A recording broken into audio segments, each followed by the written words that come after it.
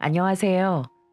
사람은 세상에 나고 죽으면서 많은 사람과 관계하며 살잖아요.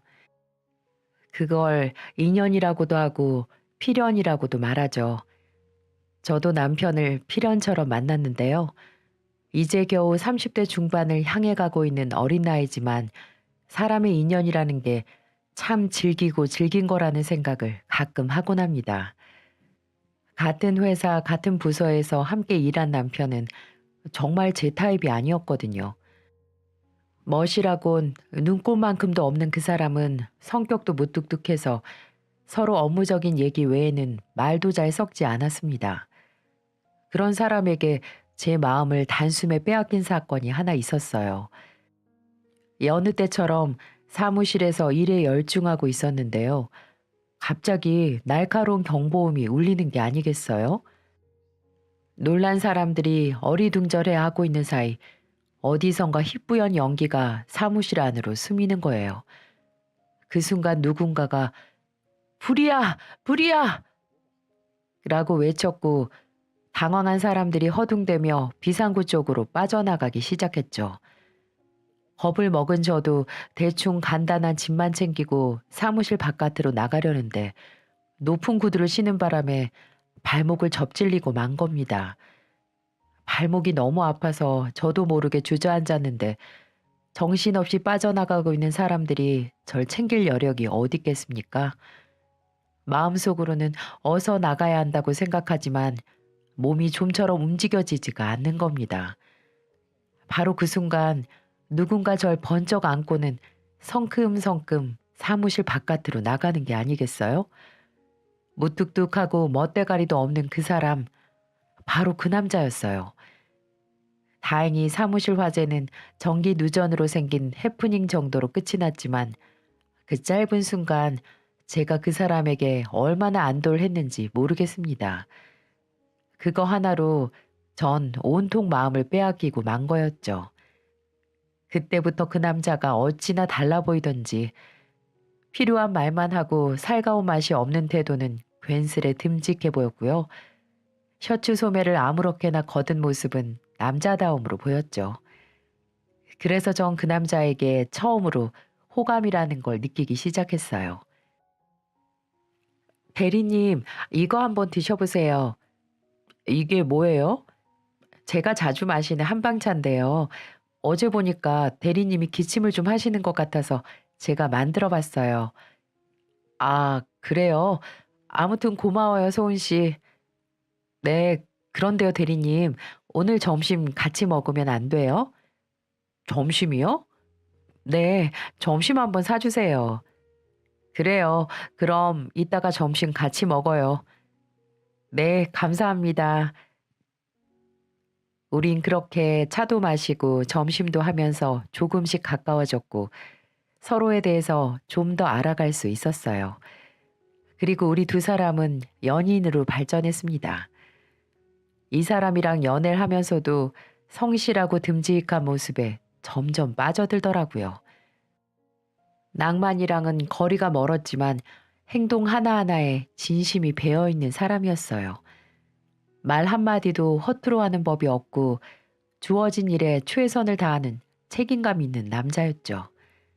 하지만 연애와 결혼은 다르다고 했던가요?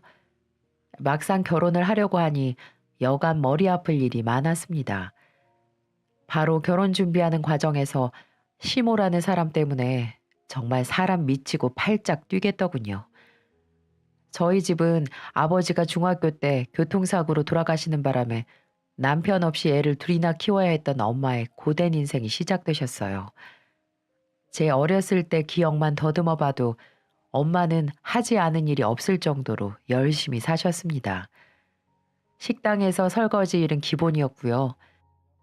건물 청소부터 시작해서 노점상까지 해보지 않은 일이 없을 정도로 억척스럽게 일을 하며 돈을 벌었습니다. 지금 생각해보면 엄마는 그럴 수밖에 없었던 것 같아요.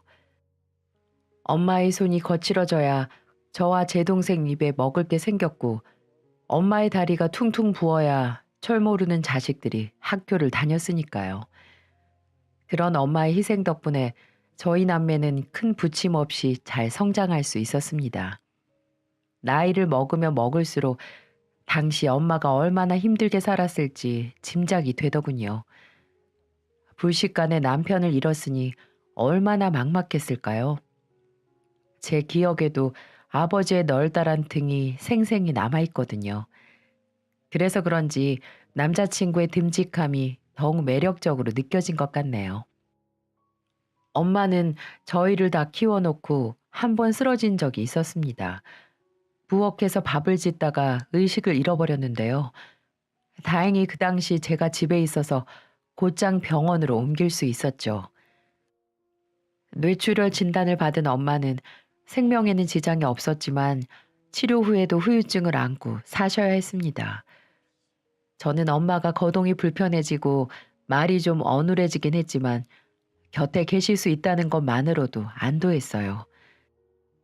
이제 저와 남동생 둘 다 장성해서 돈을 벌고 있으니까 많은 건 못 해주더라도 엄마가 더 이상 아등바등 살지 않아도 됐었거든요. 우리 남매가 몸이 불편한 홀어머니 한 분 돌봐드리지 못하겠어요?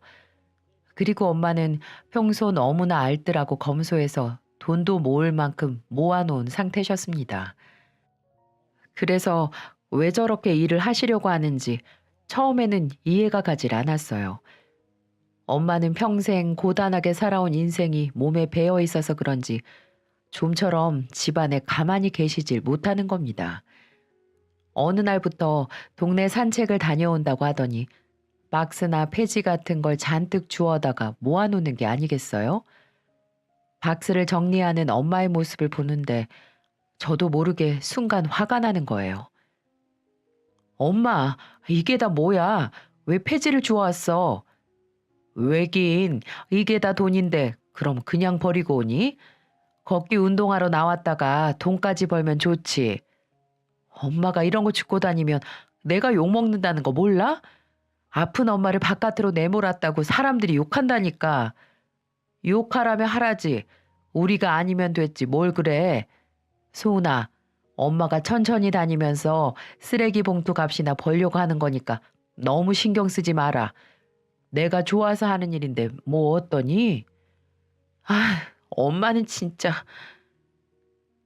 이런 엄마랑 입씨름을 해봤자 제가 이기지 못할 걸 뻔히 알고 있었어요. 제가 아무리 돈을 많이 갖다 줘도 엄마는 새벽녘에 일어나 폐지를 주우러 다닐 사람이었어요. 엄마에겐 효도란 자식들이 좋은 짝을 만나서 근심 없이 행복하게 잘 사는 모습을 보여드리는 걸 겁니다. 거기에다 손주까지 안겨드리면 금상첨화고요. 저는 남자친구와 1년 동안 연애를 이어가고 있을 때쯤 엄마에게 결혼 발표를 하기로 결심했어요. 그리고 듬직한 남자친구를 엄마에게 소개시켜드렸죠. 안녕하세요. 소은이랑 만나고 있는 김성건이라고 합니다. 엄마는 듬직하고 수더분한 남자친구를 크게 반겼습니다. 그래요. 어서 와요. 너무 반가워요. 우리 소은이가 부족한 게 많은데 잘 부탁할게요. 아닙니다, 어머니. 오히려 제가 소은이한테 사랑 많이 받고 있습니다. 소은이가 남자친구 생겼단 말을 전혀 하지 않았는데 이렇게 멋진 남자를 만나고 있었구나. 같은 회사에서 일한다고 들었어요.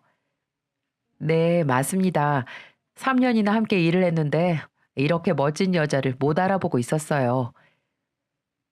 남자친구의 너스레에 엄마는 한바구음을 짓더라고요. 평소 말이 없고 유머 감각이라곤 눈꽃만큼도 없는 이 남자가 어쩜 이렇게 말을 청산유수처럼 잘하던지 저도 깜짝 놀랐다니까요. 엄마는 그런 남자친구를 정말 마음에 들어 했습니다. 한눈에 봐도 성심이 곱고 뚝심이 있어 보인다면서 이런 남자라면 밥 굶길 일 없다면서 좋아하셨죠. 제가 고른 남자를 엄마도 마음에 들어 한다니까 저도 기분이 참 좋더라고요. 그렇게 엄마의 결혼 승낙은 순조롭게 받았지만 이제 남자친구의 부모님에게 허락을 받아야 하는 일이 남아 있었습니다. 저의 가장 큰 걱정도 바로 그 부분이었고요. 사실 그런 걱정을 할 수밖에 없는 이유가 그 사람의 어머님은 약국을 운영하는 약사고 아버님은 안과 의사였습니다. 부모님의 직업만 들어도 집안 환경 차이가 너무 심하게 난다는 생각이 들 수밖에 없었죠. 이런 부분을 남자친구와 의논을 해보지 않은 게 아니었어요. 하지만 남자친구는 그때마다 자신의 부모님은 집안 환경 같은 건 전혀 상관하지 않는 분들이라며 걱정할 필요가 전혀 없다고 절 안심시켰죠. 그런 남자친구의 말을 반신반의했지만 그래도 일말의 기대 정도는 갖고 있었습니다. 부디 남자친구 부모님이 가정 환경이 아닌 제 모습 자체를 봐주시길 간절히 바랬죠. 드디어 남자친구의 부모님과 첫 인사를 하게 된 날이었어요. 평소보다 훨씬 예쁘게 꾸미고 두근거리는 마음으로 약속 장소에 나갔어요. 그리고 드디어 남자친구의 부모님을 처음 뵙게 되었죠. 안녕하세요. 우소은이라고 합니다. 아버님은 인자한 표정에 항상 웃고 계셨고 어머님은 무척 젊어 보이는 인상이셨어요. 옷차림도 젊은 사람 못지않게 세련됐고 무엇보다도 말투나 행동이 남달랐습니다. 성권이 엄마예요. 만나서 반가워요. 간단히 인사를 건넨 어머님이 절 위아래로 쭉 훑어보시는데 발가벗겨진 듯 영 쑥스러운 거예요. 그리고 그때부터 어머님의 질문 공세가 시작됐죠. 나 말 편하게 해도 되지? 우리 성권이랑 언제부터 만나게 된 건지 궁금하네. 네, 같은 부서에서 근무한 지는 3년 좀 넘었고요. 본격적으로 사귄 지는 1년 정도 됐습니다. 누가 먼저 좋다고 했지? 우리 성권이는 주변 머리가 없어서 여자한테 대시하고 그럴 성격이 못 되는데 소은 양이 먼저 우리 성권이한테 고백을 한 건가? 네? 아, 네, 맞아요. 제가 먼저 오빠를 좋아했어요. 그래, 그럴 줄 알았어. 성권이는 여자 보는 눈이 영 꽝이거든. 어머님의 그 말 한마디에 전 앞으로 닥칠 험난한 일들을 예감했습니다. 어머님의 말투엔 제가 만족스럽지 못하다는 감정을 충분히 느낄 수 있었거든요. 그래, 성권이랑 같은 부서에 근무한다고 했으니까 아가씨가 뭘 하는지는 알겠고, 그럼 부모님은 무슨 일을 하시지? 아버지는 제가 중학교 때 사고로 돌아가셨고, 어머니는 지병 때문에 지금 집에서 쉬고 계세요. 어머님이 쉬고 계신다고? 그럼 쉬기 전에는 무슨 일을 하셨을까? 그게 엄마가 아프기 전에는 건물에서 청소 일을 하셨거든요. 하지만 그 말이 목구멍에 탁 걸려서 나오질 않는 거예요. 남자친구 아버지께서 제가 머뭇거리는 모습을 보시곤 나지막하게 어머님을 말리시더군요. 그런 질문하는 건 실례니까 여기까지만 합시다. 난 우리 소은 양이 성권이 어디가 마음에 들었는지 궁금하네요. 아, 네. 오빠의 모든 게 좋은데요. 특히 듬직한 남자다움이 가장 매력이라고 생각합니다. 맞아요. 성권이가 날 많이 닮아서 아주 남자답긴 하죠. 네, 그런 것 같아요, 아버님. 남자친구의 아버지는 일부러 농담을 하시면서 딱딱한 분위기와 긴장한 제 마음을 풀어주셨어요. 하지만 어머님은 뭔가 맞듣지 않다는 듯 계속 저에게 질문을 퍼부었죠. 그럼 소은이 사는 곳은 어디야? 엄마랑 단둘이 살고 있는 거야? 아니요. 남동생이랑 어머니랑 셋이 살고 있습니다. 집은 저희 회사에서 멀지 않고요. 그렇구나. 혹시 집은 아파트니? 아니면 단독주택? 네? 아, 작은 빌라에서 살고 있어요. 빌라. 그렇구나. 그럼 그 빌라는 자가야, 전세야? 자가는 아니고 전세에서 살고 있어요. 휴, 그래, 알았다. 우선 성건이가 여자친구가 생겼다고 해서 얼굴이나 볼까 하고 나온 거니까 너무 큰 의미는 두지 마렴. 식사 맛있게 하고 어머님의 심드렁한 반응을 보니 제가 영 마음에 들지 않으셨나 봅니다. 남자친구와 아버님은 어머니의 차가운 행동에 당황해 하셨어요. 두 사람 모두 제가 기분이 상할까봐 애를 쓰는 모습이 절절하게 느껴졌습니다. 당신도 참 사람을 앞에 두고 무슨 말을 그렇게 정없게 하나? 내가 뭘요? 젊은 애들이 치기로 만나고 있는데 그럼 당장 결혼이라도 시켜요? 연애랑 결혼이랑은 엄연히 다른 문제니까 차분하게 생각을 해봐야죠. 이 사람 참. 그렇게 남자친구 부모님과의 첫 만남은 냉랭하게 마무리가 되었습니다. 전 그 자리를 나오면서 어쩌면 남자친구와의 결혼은 쉽지 않을 것 같다는 생각이 들더군요. 소은아, 미안하다. 기분 많이 상했지. 엄마가 원래 저런 분이 아니신데 오늘따라 왜 저렇게 저기압인지 모르겠네. 아무튼 너 때문에 그런 거 아니니까 너무 신경 쓰지 마. 내가 엄마랑 다시 얘기 나눠 볼 테니까. 오빠, 아무래도 어머님은 내가 마음에 안 드시는 것 같지? 역시 우리 집 환경이 문제인 것 같아. 어머님은 약국에서 근무하는 약사시니까 마트에서 일했던 우리 엄마랑 사돈 맺고 싶지 않으실 거야. 내 말이 맞지? 아니야, 소은아, 오해하지 마. 정말 우리 부모님 그런 거 신경 쓰는 분들 아니라니까. 아무튼 내가 부모님이랑은 좀 더 얘기해보고 말해줄게. 그러니까 우리 너무 좌절하지 말자. 어? 남자친구가 저를 달래려고 이런 말 저런 말을 하지만 저도 눈치가 있는 사람인데 그 정도도 모를까요? 아버님은 모르겠지만 확실히 어머님은 제가 마음에 들지 않는 눈치였어요. 남자친구는 그 뒤로도 부모님을 설득하느라 애를 많이 먹은 모양이에요. 처음에는 제게 정확히 말을 하지 않다가 나중에는 조금씩 얘기를 해줬는데 예상대로 어머님이 절 완강히 반대하는 모양이더라고요. 소은아, 미안해. 아버지는 네가 마음에 든다고 하시는데 엄마가 계속 고집을 꺾지 않으시네. 하지만 나도 물러서지 않고 소은이랑 결혼할 거라고 확실하게 말씀드렸거든. 내가 그렇게까지 말했으니까 결국 우리 엄마도 포기하실 거야. 그러니까 시간이 좀 걸리더라도 기다려보자. 남자친구의 다독임에도 저는 안심이 되지 않았습니다. 어머님의 냉랭한 표정과 눈빛이 머릿속에서 떠나질 않았거든요. 하지만 제가 할 수 있는 일은 별로 없었어요. 어머님 마음에 들기 위해 노력을 하려고 해도 만날 기회 자체가 없는데 뭘 할 수 있었겠습니까? 남자친구의 말대로 그저 조용히 기다리는 수밖에 없었죠. 그러던 중 제게 모르는 번호로 전화가 오더라고요. 순간 남자친구의 어머님일지도 모른다는 생각이 스치더군요.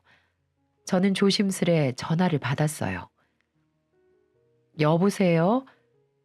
너 소은이 맞지? 나 성건이 엄마다.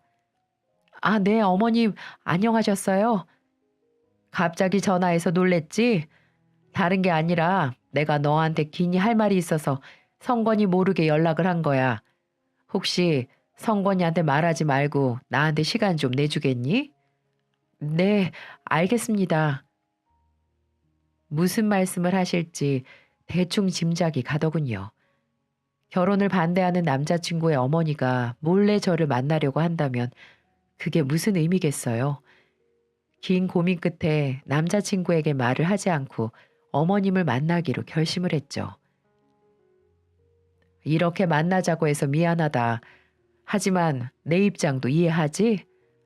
네, 충분히 이해하고 있어요. 편하게 말씀하세요. 그래, 너도 뭐 어느 정도 예상을 하고 있겠지만 난 성건이랑 소은이가 어울리지 않는다고 생각해.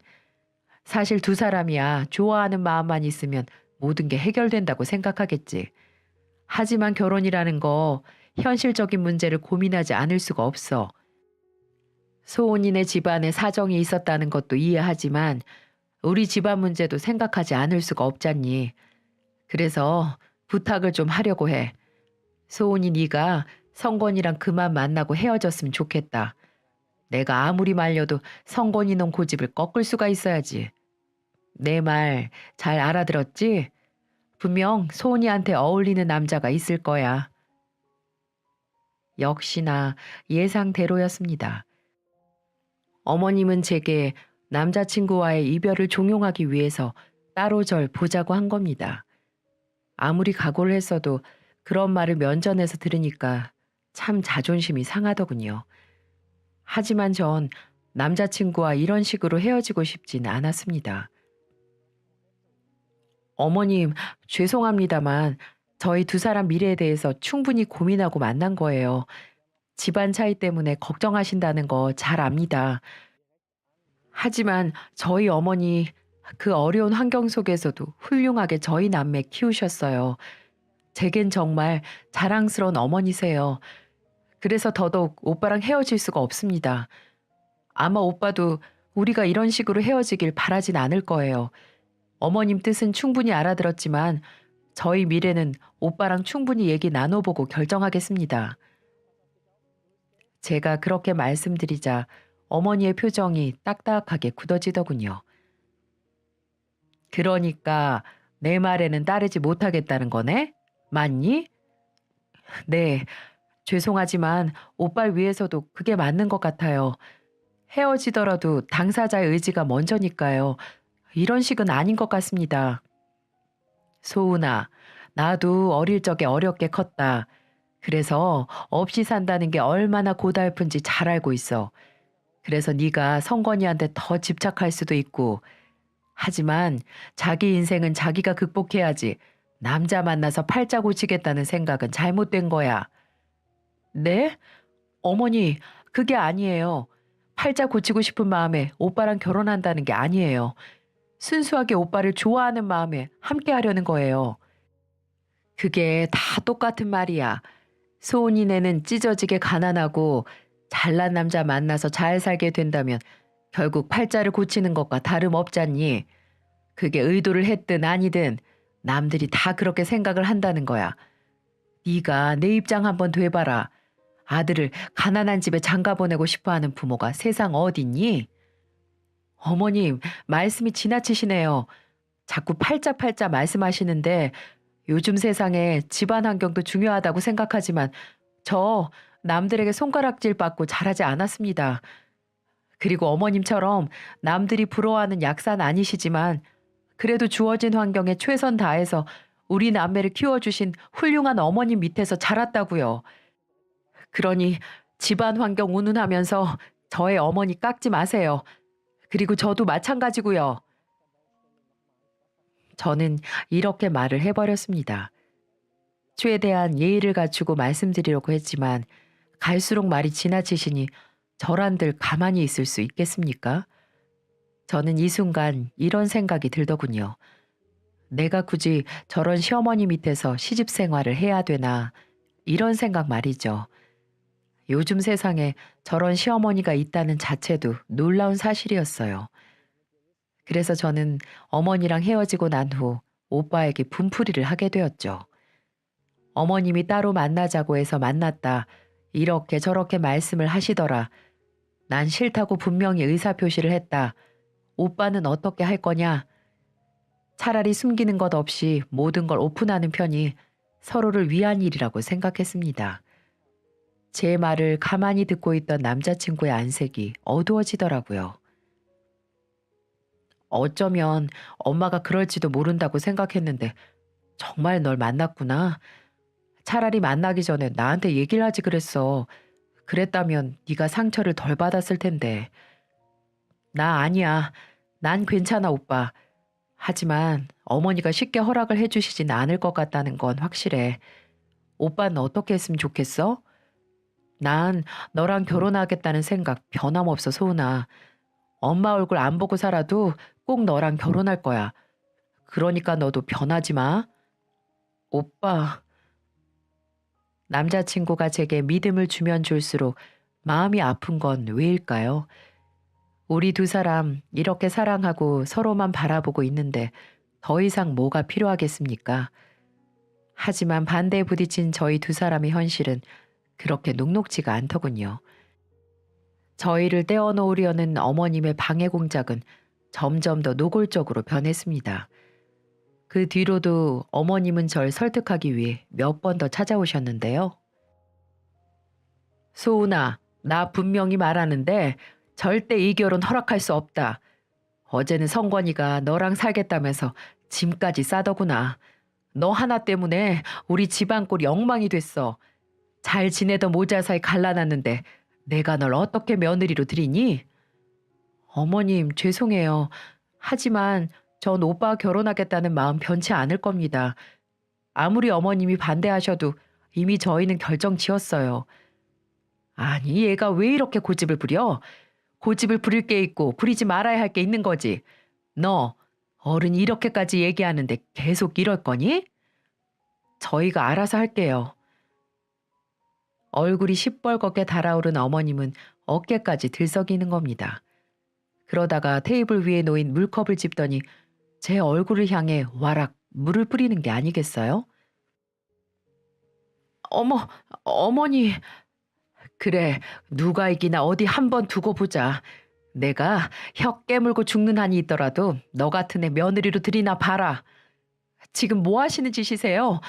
지금 하는 행동이 얼마나 몰상식한 행동인지 아세요? 정말 이 정도로 한심한 사람인지 몰랐네요. 안 합니다. 안 해요. 이 결혼. 당신 같은 사람한테 어머니라는 호칭도 부르기 싫고 얼굴도 마주치고 싶지 않아요. 난생 처음 누가 뿌린 물을 뒤집어 써봤네요. 드라마에서나 볼 법한 일을 막상 제가 당하고 보니 정말 비참해지더군요. 웬만하면 남자친구 하나 믿고 참고 버티려고 했지만 이건 해도 해도 너무한 행동 아닌가요? 저는 어머님이 들고 있던 물컵을 뺏어들고 싱크대에 던져버렸습니다. 차마 어른인데 물은 똑같이 없진 못하겠더라고요. 이런 싸가지 없는 게 역시 이래서 집안 교육이 중요한 거야. 하는 꼬라지 좀 봐봐. 아주 교육 잘 시켰네. 역시 애비 없는 집안은 그 나물에 그 밥이라니까. 제가 가는 순간까지 악담을 퍼붓는 모습을 보고 저는 마음의 결정을 내리지 않을 수가 없었습니다. 그래서 남자친구에게 파혼 통보를 했죠. 우리 헤어져. 도저히 참으려고 해봤는데 못 참겠다. 내가 왜 당신 어머니 때문에 상처를 입어야 하고 물에 빠진 생쥐처럼 물을 얻어맞아야 하는데 당신 자식이 소중하면 남의 자식도 소중하다는 거 아셔야지. 됐고 나 이 결혼 없던 걸로 할 거니까 그렇게 알아. 저는 이렇게 말하며 모든 연락을 끊어버렸어요. 회사도 휴가를 내서 한동안 잠수를 타버렸어요. 엄마는 제 그런 모습을 보시더니 어느 날 제 방으로 와서 침대에 누우시며 저를 꼭 안아주셨습니다. 소은아, 못난 애미 만나서 힘들지? 우리 집안 조금만 환경이 좋았더라면 우리 딸이 이렇게 무시받지 않고 살았을 텐데 요즘 엄마가 너한테 많이 미안해. 그래서 가슴이 아파. 엄마 무슨 소리야? 엄마가 어디가 어때서? 그깟 결혼 안 하면 되지 뭐. 그리고 이 세상에 깔린 게 남자야. 엄마도 알잖아. 나 대학 다닐 때 남자들한테 고백도 많이 받은 거. 그러니까 걱정하지 마. 내가 나중에 우리 집안 무시하지 않고 엄마한테 정말 잘하는 사위 데리고 와서 평생 행복하게 해줄 테니까. 그래, 그래. 우리 딸 사랑한다. 우리 딸이 없었으면 엄마가 어떻게 힘든 세상을 살았었나 싶다. 그만큼 너는 나한테 보석 같은 존재고 이 세상 무엇보다 더 바꿀 수 없는 사랑스러운 존재야. 그러니 어디 가서 기죽지 말고 우리 딸, 엄마가 이렇게 몸은 불편해도 뒤에 엄마가 있다는 거 잊지 말고. 그리고 엄마 그동안 너네들 시집 보내려고 악착같이 돈 많이 모아놨어. 그러니 마음에 든 신랑감 있으면 언제든지 데려오고. 엄마는 이렇게 말씀하시며 눈물을 흘리시면서 저를 안아주었습니다. 만약에 이럴 때 먼저 세상을 떠난 아빠가 있었다면 얼마나 좋았을까 하시면서 말이죠. 그날 밤 우리는 한참을 그렇게 부여안고 있었네요. 그 품이 얼마나 따뜻했는지 모릅니다. 그래서 저는 마음을 다시 단단히 잡고 정신을 차리려고 했습니다. 하지만 남자친구는 아니었나 봅니다. 남자친구도 회사에 월차를 내면서까지 집에 찾아오고 다시 생각해달라 애원하고 집 앞에 일주일 넘게 계속 와서는 제가 나오기만을 기다리고 있는데 그 모습을 보니 마음이 너무 안 좋더군요. 어떤 날은 비가 그렇게 오는데도 비를 맞으면서 저를 기다리고 있더라고요. 그래서 감기라도 걸릴까 싶어서 얼른 나갔죠. 나 이 결혼 못하겠다고 했잖아. 그런데 왜 자꾸 와서 사람 신경 쓰이게 만드는 건데? 소은아, 내 말 좀 들어줘. 나 엄마한테 선언했어. 한 번만 더 너한테 막말하거나 힘들게 하면 부모 자식 인연 끊는다고 말이야. 그러니까 나 믿고 돌아와 주면 안 될까? 제발 부탁이야. 나 너 없으면 안 돼. 남자친구는 이렇게 말을 하며 눈시울을 붉히더군요. 사실 남자친구는 제게 정말 잘했어요. 문제는 시모 때문이었죠. 그리고 다음날 시아버지까지 제게 찾아온 겁니다. 정말 예상하지도 못한 순간이었어요. 아버님의 인자한 표정을 떠올리는 것만으로 마음이 따뜻해집니다. 저는 집 앞에서 아버님을 만났어요. 그리고는 절 정말 눈물 나게 할 정도로 감동을 주시더군요. 오셨어요? 그래, 우리 며느리가 왔구나. 네? 며느리요? 그래, 며느리. 난 이렇게 부르고 싶구나. 소은아, 성건이 엄마 때문에 네가 마음고생이 크지? 나도 저렇게 행동하는 거 보면 참 답답하구나. 그런데 너한테 해줄 얘기가 있어. 사실은 네 시애미가 성건이를 21살 때 애를 가졌어. 그때는 우리나라에서도 알아주는 대학에 다니고 있는 상태였고, 그런데 나를 만나 임신을 해버리니까 양가 가족들이 좋아할 리가 있었겠니? 특히 네 시애미 집안에서 난리가 났었단다. 당장 애 지우라고 말이야. 그런데도 네 시어머니 소중한 생명이라면서 도망가서 겨우 성건이를 낳게 된 거야. 그래서 우리 아들한테 애정이 깊은 게 아닐까 싶다. 유별나다고 싶을 정도로 아들을 챙기더라고. 아, 그런 일이 있었는지는 저도 몰랐습니다. 그래, 몰랐겠지. 그때 참 힘들었단다. 나도 대학생 신분이었고 월세 8만 원짜리 좁은 방에서 아이를 키운다는 게 보통 일이 아니었거든. 그래서 아들에 대한 애정이 남다를 거야. 소은아, 네가 한 번만 더 눈 감아주면 안 되겠니? 이번에 성건이가 지 엄마한테 인연 끊자고까지 말하는데 옆에서 보는 내가 다 불안하더구나. 심력 끼쳐드려서 죄송해요. 아니다, 아니야. 그리고 이거. 이게 뭐예요? 너네 결혼 반지다. 내가 이번에 뭘 준비하면 우리 며느리가 기분이 풀릴까 생각하다가 주위에서 이걸 다 추천해 주더라고. 이 시애비가 며느리한테 반지 주는 거 낭만적이지 않니? 성건이 대신 내가 프로포즈 해보려고 한다. 우리 아들 다시 받아주겠니? 아버님, 저는 그 순간 아버님의 진심을 알고 받아들이기로 했습니다. 정말 아버님이 없었더라면 지금의 저도 없었을 것만 같습니다. 그만큼 그때도 지금도 제게는 너무나 소중한 분이자 저의 아버지 같은 존재세요. 그래, 내가 우리 소은이 힘내라고 맛있는 거 사줄 생각이거든. 그러니까 먹고 싶은 거 마음껏 먹어야 한다. 네, 알겠습니다. 남자친구와 아버님의 격려에 저는 너덜너덜해진 마음이 치유되는 걸 느꼈어요. 한 사람만 제외하고는 모두가 절 응원하고 있는 거잖아요. 그런 생각을 하니까 힘이 나더라고요. 그렇게 저는 마음을 다시 고쳐먹기로 했습니다. 시어머니와의 관계가 언젠가는 풀어질 거라고 믿고 저를 응원해주는 남편과 아버님을 보고 참고 견뎌내보기로 했죠. 그리고 어느 날 어머님에게서 불쑥 연락이 왔는데 퇴근 후에 잠시 절 보자는 내용이었어요. 또 무슨 심수를 부리시려나 덜컥 겁이 나더라고요. 어머님은 제 퇴근 시간에 맞춰 회사 앞에서 기다리고 계시더라고요. 사실은 남자친구와 함께 만날까 하는 마음도 있었는데 하필 그날 남자친구가 외근을 간 날이었어요. 어머님, 소은아, 잠깐 나 좀 보자. 어머님 표정에선 여전히 한겨울 삭풍이 몰아칩니다.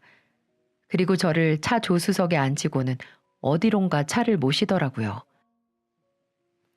어디 가시는 거예요? 멀지 않아. 금방 도착할 거다. 어머님은 딱히 목적지를 말해주지 않고 말없이 운전만 하시는 거예요. 전 혹시 납치라도 당하는 게 아닌가 싶어서 숨을 죽이며 벌벌 떨었네요. 하지만 차가 선 곳은 술집이나 카페가 모인 서울 번화가였어요. 어머님은 절 데리고 오래된 건물로 들어서는 겁니다. 저는 영문을 모른 채 그저 어머니 뒤를 따를 수밖에 없었죠. 여기다. 경거망동 하지 말고 얌전히 있어야 해. 여기가 뭐 하는 곳이에요? 오래전부터 나한테 좋은 말씀 많이 해주신 보살님이 계신 곳이야. 너희들이 부모 가슴에 못을 박으면서까지 죽고 못 산다고 하니까 마지막으로 보살님께 여쭐 생각이다. 만약 보살님이 아니라고 하면 나도 절대 물러서지 않을 거니까 그리 알아라. 알겠니? 네. 그러니까 어머님은 절 점집에 데리고 오신 겁니다. 옛날부터 어머님이 다니던 곳이었는데 점쟁이한테 우리 두 사람을 어떻게 해야 할지 물으신다는 거였어요. 결국 그 점쟁이에게 우리 두 사람의 운명이 달린 셈이었죠. 그런데 곱게 쪽머리를 한 점쟁이가 한참이나 저와 어머님을 번갈아 쳐다보더니 어머님을 향해 이런 말을 하시는 겁니다. 업보다 업보. 빚을 졌으면 빚을 갚아야지. 대감신이 장군신께 백냥을 구웠으니 천냥으로 갚아야 도리인 것을. 하늘에서 점 찍어준 인연을 니년이 짝을 지어주긴커녕 사나운 언사로 방해만 하니 동자신이 꼬꾸라지지 않고 배겨? 네? 어머, 보살님, 그게 무슨 소리예요? 그러니까 얘를 며느리 삼으라는 말씀이에요? 확실해요? 내가 언제 니년한테 허튼 소리 한 적 있든? 점쟁이의 호통에 당황한 어머님이 식은땀을 흘리시는 겁니다. 아마 저와 오빠가 절대 만나서는 안 될 인연이라는 말을 기대했었나 봐요. 하지만 정반대의 결과가 나와버렸으니 당황할 수밖에요. 저도 미신을 믿는 편은 아니었지만 어쨌든 제게 유리한 점괘가 나왔으니까 내심 쾌재를 부르고 있었어요. 어머님이 멍한 표정으로 운전을 하시다가 불쑥 제게 이러시더라고요. 아휴, 자식 이기는 부모 없다더니만 니들이 그렇게 껌딱지처럼 붙어 다닌 이유가 있을지도 모르겠지. 그래, 내가 졌다, 내가 졌어. 너희들 정말 잘 살아야 한다. 알았지? 어머니, 그럼 저 오빠랑 결혼하는 거 허락해 주시는 거예요? 그래, 하늘에서 너희들 점 찍어준 인연이라잖니. 그런데 그걸 어떻게 말려? 하는 수 없지. 어머님한테 말씀드려서 빠른 시일 내로 상견례 날짜 잡거라. 네, 어머니 정말 감사합니다. 어머니한테 그 말을 듣는데 정말 날아갈 것 같은 기분이 들더라고요. 이렇게 되려고 그동안 그 마음고생을 했구나. 그런 생각이 들면서 눈물이 핑 돌더군요. 전 그 길로 엄마한테 결혼 승낙을 받았다 말씀을 드리고 서둘러 상견례 날을 잡았습니다. 마침내 양가 부모님을 모시고 정식으로 인사를 드리는 날이 찾아왔어요. 고급 한정식 레스토랑으로 예약을 하고 엄마랑 미리 미용실도 다녀왔죠. 예쁜 옷으로 한껏 멋을 내곤 이 기쁜 날을 만끽하기 위해서 철저하게 준비를 했습니다. 제가 엄마를 모시고 도착을 하니까 남자친구가 미리 와서 기다리고 있었어요. 어서 오세요, 어머님. 저희 부모님은 차가 너무 막혀서 좀 늦으실 것 같아요. 혹시 시장하시면 먼저 음식을 내오라고 할까요? 아니야, 김서방. 어른들이 오실 때까지 기다리세. 네, 그럼 그렇게 하시죠. 오실 때가 되긴 됐어요. 저희 엄마와 남자친구 부모님이 처음 만나는 그 순간이 다가오고 있었습니다. 왜 이렇게 시간이 더디게 가는지 오히려 제가 다 초조해지더라고요. 드디어 아버님과 어머님이 약속 장소에 도착을 하셨고 서로 공손하게 고개를 숙이며 인사를 나눴습니다. 그런데 그 순간 엄청난 일이 벌어지고 말았어요. 사람의 귀한 인연은 언젠가는 만난다고 했던가요? 바로 그 드라마 같은 장면이 연출되는 순간이었죠. 안녕하세요. 성건이 엄마입니다. 반갑습니다. 네, 말씀 많이 들었습니다. 제가 소은이 엄마입니다. 그런데, 어머, 이게 누구야? 맞지? 혹시 너 다이 아니니? 오다이, 오다이 학생 맞지? 친정엄마가 시어머니를 향해 이름을 부르니까 눈을 커다랗게 뜬 시어머니가 몸을 부르르 떠는 게 아니겠어요? 네? 예, 제 이름이 오다이가 맞긴 한데 어머, 설마 이모님이세요? 달래 포장마차 이모님이요? 맞아요? 그래, 맞다, 맞아. 달래 포장마차 맞아. 아직 기억하는구나. 세상에, 어떻게 이런 귀한 인연이. 제가 달래 포장마차 이모님을 어떻게 잊어요? 아니, 그럼 소은이가 이모님 딸이었어요? 정말이에요? 아이고, 세상 좁다 좁아. 어떻게 널 여기에서 만나니? 우리 인연이 보통 인연은 아닌가 보구나. 아니, 이게 대체 소은이가 이모님 딸이라니 전 믿어지지가 않아요. 두 분이 얼싸안고 눈물을 훔치는데 저와 남편은 이게 대체 무슨 상황인지 당황한 상태였고 옆에 계신 아버님은 무슨 상황인지 아신 듯 안경 너머로 눈물을 흘리고 계셨습니다. 알고 보니 저희 엄마와 시어머니 사이에는 정말 기가 막힌 사연이 숨겨져 있더군요. 그러니까 시골에서 올라온 시어머니는 정말 말 그대로 찢어지게 가난했대요. 부모님은 진즉에 돌아가셨고 혼자 서울로 상경해서 어렵게 공부를 했다는 겁니다. 그러다 그렇게 원하던 대학에 진학을 했고 어려운 환경 속에서도 간신히 대학 생활을 이어나가고 있었답니다. 그러다가 당시 대학생이던 시아버지를 만났고 덜컥 애를 낳게 됐던 거죠. 그 아이가 바로 지금의 제 신랑이고요. 하지만 학생 신분이었던 두 사람을 어른들이 쉽게 허락할 리가 없었겠죠. 시부모님들의 극심한 반대에 부딪혀 온갖 수모를 다 겪었답니다. 시댁에선 우리 아들 인생 망치려는 년을 며느리로 인정할 수 없다며 단번에 쫓아내기까지 하셨다고 했어요. 친정에서도 마찬가지였고요. 10원 한 장 없던 시어머니는 애를 업은 채 배를 쫄쫄 굶고 있었는데 당시 분식 노점을 했던 친정엄마 눈에 딱 띄었던 거였어요. 아이고 말도 마. 척 봐도 얼굴이 앳된 어린애가 우는 애를 달래면서 김밥을 물끄러미 보고 있는데 얼마나 치근하던지 듣지 않아도 무슨 사연이 있는지 알겠더라고. 어디 못 본 척을 할 수 있어야지. 그래서 그 학생한테 김밥도 내주고 만두도 내주고 했지. 맞아요, 이모님. 그 추운 겨울날 이모님이 내준 음식이 얼마나 달고 맛있었는데요. 아직도 그 따뜻한 온기가 기억에 생생해요. 친정엄마는 시어머니의 속사정을 다 듣고는 그대로 보낼 수가 없었답니다. 그래서 당시 시어머니에게 매일 음식도 챙겨주고 생활비도 챙겨주면서 딸처럼 돌봤다는 거였죠. 그 덕에 시어머니는 1년 가까이나 걱정 없이 애를 키울 수 있었고 그 이후 집을 박차고 뛰어나온 시아버지와 함께 다시 살 수 있었다는 겁니다. 그런데 이모님, 왜 갑자기 포장마차를 접고 사라지셨어요? 제가 이모님을 찾으려고 얼마나 애를 썼는데요. 그거야, 갑자기 구청 단속반이 나타나서 강제 철거하는 바람에 그렇게 됐지. 나도 다이 생각 많이 했어. 잘 살고는 있는지, 애는 잘 크고 있는지 말이야. 헌데 그 애가 내 사윗감이 돼서 이렇게 나타났다니 정말 사람 인연이라는 게 신기하네, 신기해. 맞아요, 이모님.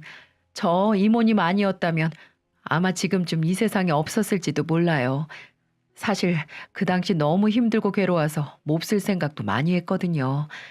그런데 이모님이 내준 따뜻한 김밥과 국물이 그런 마음을 다 사라지게 만들더라고요. 정말 진심으로 감사 인사를 드리려고 했는데 너무 늦었죠, 이모님. 그때 정말 감사했습니다. 이모님 덕분에 지금까지 살 수 있었어요. 시어머니가 고개를 깊숙이 숙이며 친정엄마한테 인사를 합니다. 친정엄마는 그런 시어머니의 등을 토닥이며 잘 살아줘서 고맙다며 답례를 하는 겁니다. 어쩜 사람 인연이 이렇게 이어질 수 있는 걸까요? 시어머니께 빚을 갚으라고 호통을 치던 점쟁이가 생각나면서 소름이 돋더군요. 그 이후 상견례는 어떻게 됐냐고요? 그야말로 더할 나위 없이 잘 끝났습니다. 시어머니는 혼수나 결혼식 비용 같은 거 절대 걱정하지 말고 소원이 하나만 주시면 된다고 말씀하시며 제게 얼마나 잘하시는지 몰라요. 그리고 소은이 같은 며느리 친딸처럼 잘 보살피며 살겠다고 각서까지 쓰시려고 하는 거 있죠? 시어머니는 정말 그 약속을 지키셨어요. 시어머니에겐 정말 아들만 있고 딸이 없었거든요. 그래서 그런지 항상 저에게 딸, 딸? 이렇게 부르시면서 친딸처럼 잘 대해주신답니다. 그래서 전 시어머니가 생긴 게 아니라 어머니가 한 분 더 생긴 것 같은 기분입니다. 남편과 행복하게 잘 살고 있고 양가 부모님께 귀여운 손자 손녀도 얼마 전에 안겨드렸죠. 사람 인연이라는 게 참 즐기고도 신기한 것 같습니다. 그래서 죄 짓고 살지 말라는 말도 있는가 봐요. 얼마 전에 양가 부모님들 모시고 제주도 여행도 다녀왔어요. 시어머니는 어릴 적 힘든 시기에 저희 엄마가 도와줬던 것처럼 지금은 정반대가 되어서 얼마나 엄마를 잘 챙겨주는지 몰라요. 엄마는 저를 늦게 낳으셨고 시모는 아들을 일찍 낳으셔서 나이 차이는 조금 나지만 얼마나 친자매처럼 잘 지내시는지 모릅니다. 그래서 요즘 저는 너무 행복하답니다. 제 사연은 여기까지입니다. 옛말에 스스로 행복하다고 생각하지 않은 사람은 행복하지 않다. 이런 말이 있잖아요. 저도 한때는 행복이 뭔지 모르고 살 때가 있었습니다. 하지만 내 자신을 먼저 사랑하니까 행복이라는 것도 느낄 수가 있더라고요. 여러분들도 자신을 한번 돌아보면 짧지 않은 인생, 그동안 잊혀졌던 행복이 다시 찾아오지 않을까요? 이 힘든 세상 잘 이겨내시고 우리 모두 행복하게 살 수 있도록 잘 이겨보자고요. 아자, 아자, 파이팅! 함께 해주셔서 감사합니다.